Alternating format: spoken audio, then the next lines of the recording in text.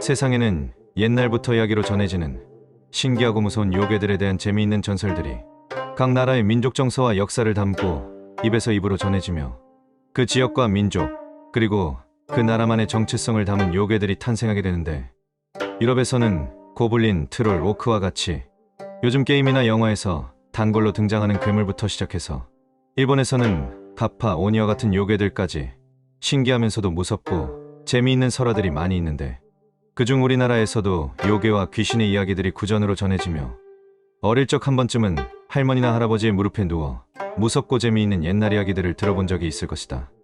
오늘은 구전과 신화 그리고 전설로 전해지는 우리나라의 요괴들에 대한 이야기들을 한번 알아보도록 하자. 첫 번째로 알아볼 요괴는 바로 신짓개. 이 요괴에 대한 이야기는 전라남도 여수 거문도에서 전해 내려오는 이야기이다.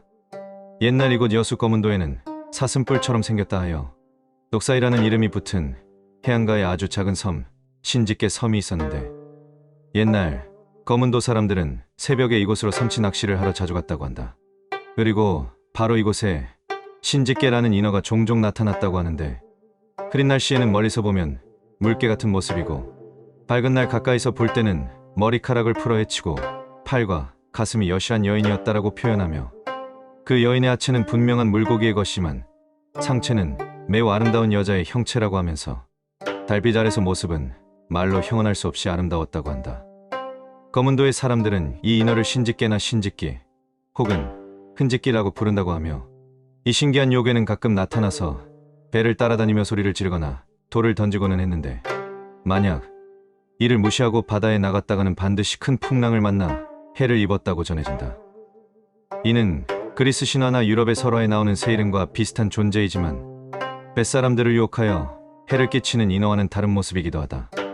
거문도 사람들에게 신짓개는 그저 두려운 인어 요괴가 아니라 육지 사람들이 논과 밭으로 일하러 가던 것처럼 바다를 다니던 섬 사람들이 해를 입지 않도록 날씨를 예측해주며 미리 경고를 해주는 거문도 사람들의 고마운 해신과도 같은 존재였다고 한다. 이처럼 우리나라 요괴 중에서는 인간에게 도움을 주는 요괴들이 많은데, 거북이도 그중 하나인 요괴이다. 거북이는 윗입술이 하늘에 닿고 아래입술이 땅에 닿을 만큼 커다란 요괴로 설명되곤 하는데, 조선의 설화집 김은총화에 따르면 조선전기 병조판서와 좌의정 등을 역임한 문신 신숙주가 시험을 보러 친구들과 함께 성균관으로 향하던 산길에서 입을 크게 벌리고 있는 거북이와 조화했는데, 함께 있던 그의 친구들은 공포에 질린 채 모두 도망가 버렸지만 신숙주는 이를 무시하고 거북이의 입속으로 들어간다. 그러자 신숙주의 비범한 능력을 알아본 거북이는 청이동자로 변하여 절을 하며 자신을 데려가 달라고 한다. 이에 신숙주는 청이동자의 말을 승낙하고 한시도 떨어지지 않으며 그가 장원을 급제하게 도와주고, 좋은 일이나 나쁜 일이 생기기 전에 모두 자신의 능력으로 손을 써두었다고 하는데, 세월이 흘러 신숙주가 살 날이 얼마 남지 않자 청이동자는 매우 슬퍼하며 하직 인사를 하고 어디론가 사라져버렸고, 얼마 지나지 않아 신숙주는 세상을 떠났다고 한다. 이후 청이동자나 거북이에 대한 이야기는 어디서도 들을 수 없었다고 전해진다. 하지만 이렇게 인간에게 도움을 주는 요괴가 있는 반면 사람에게 해를 끼치기도 하는 요괴도 있다고 하는데, 그 요괴는 바로 구미호. 구미호는 동양을 대표하는 가장 유명한 요괴이며, 한국과 중국 그리고 일본 모두 구미호와 관련된 전설들이 아주 많다. 춘추전국 시대 때 쓰인 것으로 추정되는 중국의 신화집 산해경에서는 꼬리가 9 달린 여우인 구미호가 천고국에 살고 있다 했으며, 그 소리는 마치 어린애 같고 사람을 잘 잡아먹으며 이것을 잡아먹으면 요사스러운 기운에 빠지지 않는다고 언급하고 있는데, 천고국이란 과거 중국이 동쪽의 나라인 한반도와 고조선을 가리킨 말이었으며, 이 기록은 현재까지 발견된 가장 오래된 구미호와 관련된 기록이라고 한다. 구미호는 신통력을 가진 꼬리가 9 달린 여우를 뜻하며, 전설에서는 여우가 100년을 수행할 때마다 꼬리가 둘로 갈라지며 꼬리가 9개가 되면 불사의 존재가 된다고 한다. 또한 남자를 잘 홀리는 매혹적인 여성으로 변신하여 인간에게 해를 끼치는 것으로 유명하며, 우리나라의 구미호는 후대로 가면 갈수록 인간을 해치며 간을 빼먹는 요물로 묘사되었는데, 이는 근현대의 대중매체의 영향으로 인해 포악한 요괴로 변질이 되었다고도 전해진다. 중국 명나라의 소설 봉신연이에서는 천하를 어지럽히기 위해 아리따운 인간 여자로 둔갑하여 상나라의 마지막 왕 주왕을 타락시킨 장본인이었던 애첩 달기라는 여성이 구미호라고 전해진다 하는데, 여기에서도 구미호는 표독하고 간사한 여성상을 상징하며 상당히 부정적인 이미지로 그려지고 있다고 한다. 또한 일본의 신화 이야기에서 도바 일왕을 유혹했던 백면금모 구미호 타마모노마의 정체가 상나라에서 도망친 달기라고도 전해지며, 이 구미호는 일본 신화 속의 음향사 아베노 나스마리에 의해 정체가 간파되고 쫓기다 결국 살해가 되어 살생석이라는 바위로 변했다고 하는 설화가 있다. 이와 같이 우리나라에서도 구미호와 관련된 이야기들이 많은데, 그중 선왕고개 전설이 우리나라의 대표적인 구미호 이야기라고 한다. 수백 년을 수도한 여우가 아름다운 여인으로 변해서 인간 남자와 혼인을 하고 간을 빼먹어 사람이 되려 했지만, 심성이 착하고 효심이 깊었던 남자를 사랑하게 되어 간을 빼먹어야 하는 마지막 보름달이 지는 날 스스로 죽음을 택한 전설이 있다.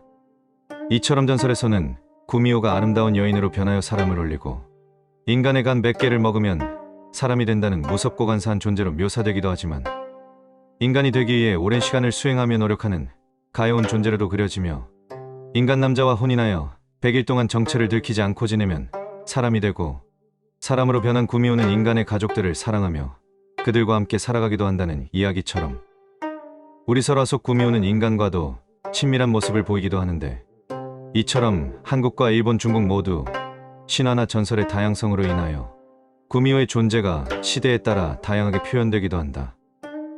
춘추전국 시대를 배경으로 한 역사소설 5월 춘추에서는 구미호를 혼인과 다산이 상징으로 묘사했었고, 당나라에서는 사당을 짓고 여우신을 모시기도 했다고 하며, 일본 교토 이나리 신사에서는 곡식과 농사의 신 이나리의 사자인 여우신을 지금까지 모시기도 한다. 우리나라 고대의 설화에서도 구미호는 신령으로 묘사되어 임금이 나라를 잘 다스리고 태평성대할 때 나타나는 매우 신비로운 동물로 표현되기도 하고, 옛 설화에는 구미호의 정체가 하늘에서 지상으로 귀양살이 온 선녀로서 100년을 여우로 지낸 뒤 인간과 맺어져야 하늘에 돌아간다는 말이 있을 정도로 신성하게 바라보았던 시각도 있었던 만큼, 구미호는 우리 민족의 토속신앙인 애니미즘을 잘 나타내는 인간과도 친밀하고 신비한 요괴라고 생각한다. 하지만 이렇게 인간과 친밀했던 우리나라 요괴들 중에서 가장 유명한 요괴는 바로 이 요괴가 아닐까 싶다. 그 이름은 바로 도깨비. 도깨비의 기원은 삼국시대 신라의 비영랑 설화와 두드리와 같은 풍요신을 숭배하는 것에 기원이 있다고 추측한다. 인간도 아니고 신도 아니지만 인간의 형체의 신비로운 능력을 가진 모습으로 표현되곤 하는데, 도깨비는 종종 사람들에게 나타나 유쾌한 장난을 많이 치며 인간들에게 재미로 내기를 걸기 좋아하고, 특히나 씨름을 좋아하여 설화 속 이야기들을 보면 인간 남성과 씨름 내기를 하는 이야기들이 자주 등장한다. 이 도깨비들은 인간 남성을 김서방이라고 부르며 친근한 호칭을 사용한다고 하는데, 이 이유는 우리나라에서 가장 많은 성이 김씨이기 때문에 모든 사람이 김씨인 것으로 착각하여 그렇다는 이야기가 있다.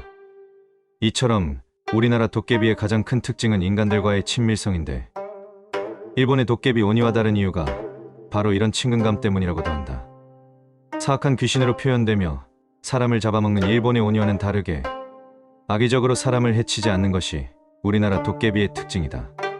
하지만 일제시대 일본의 도깨비와 우리나라 도깨비가 섞여지며 오니와 같이 뿔이 달린 무시무시한 일본 도깨비의 외형으로 알고 있지만, 우리나라 도깨비는 뿔과 커다란 이빨은 없다고 한다.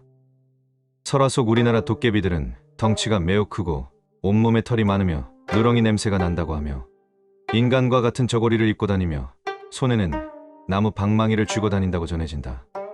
하지만 일각에선 우리나라 도깨비도 뿔이 있는 존재였다고 하는 말들이 있는데, 이는 독각귀나 이매망령, 두억신이의 영향을 받은 것이라고 추측된다고 하며, 이매망령은 산과 물속의 요괴, 독각귀는 외다리 외뿔 귀신으로 보는 게 맞고, 두억신이는 도깨비 무리에 섞여서 대장 노릇을 했다라는 이야기도 존재했었기 때문에 두억신이 또한 도깨비의 일종으로 보기도 했지만, 우리나라의 전통 도깨비와는 다른 존재로 보아야 된다고 한다.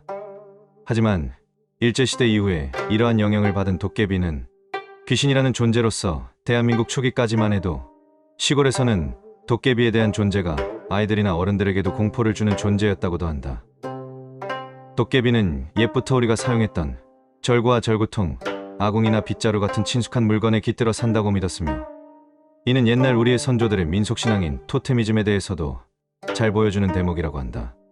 그리고 도깨비는 선한 사람들에게 행운과 재물을 가져다 주는 존재로, 악한 사람들에게는 아군과 심판을 가져다 주는 존재로 묘사되고는 하는데, 유독 우리나라 도깨비 설화들은 약자들이나 선한 사람들을 도와주는 요괴로 많이 표현된다. 이는 권선징악과 지배층들의 횡포에 대한 불만을 이야기로 표현했던 것이라 보며, 우리나라 도깨비가 덩치 큰 남성으로 묘사되었던 이유는 덩치가 큰 남성은 농사일을 잘한다는 뜻이며, 이것은 도깨비가 풍요를 가져다주는 존재라는 것을 잘 나타내고 있다고 하는데, 씨름을 좋아하는 것 또한 옛날 우리나라의 씨름판에서 우승한 사람이 소를 상으로 받아 농사를 더 잘 지을 수 있게 된다는 의미를 가지고 있다 한다. 도깨비는 먼 옛날 궁핍하고 핍박받던 백성들에게 재물과 먹을거리를 가져다주는 풍요의 신 같은 존재로서 풍요와 안녕을 기원하던 우리 선조들의 바램들이 이야기로 투영된 우리나라만의 정서를 가장 잘 나타내는 요괴이지 않을까 생각한다. 오늘의 이야기는 여기까지. 영상을 끝까지 시청해 주어서 감사하며 구독과 알림 설정을 하면 더 많은 궁금한 이야기들을 빠르게 볼 수 있다.